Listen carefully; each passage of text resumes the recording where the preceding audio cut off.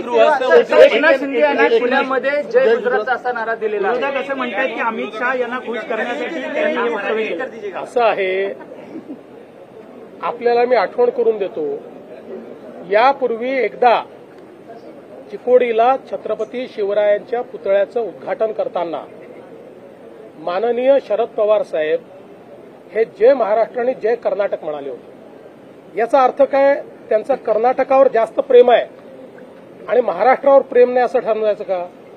आपण ज्यांच्या कार्यक्रमांमध्ये जातो त्यावेळी त्या संदर्भात आपण बोलत असतो.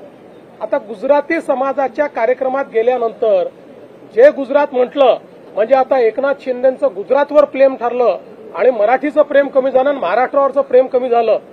इतका संकुचित विचार मराठी माणसाला शोभत नाही. मराठी माणूस हा वैश्विक आहे.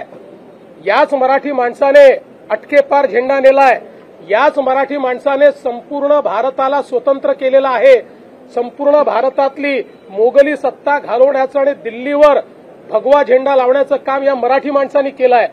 आणि एवढा संकुचित विचार जर कोणी त्या ठिकाणी करत असेल तर चुकीचं आहे.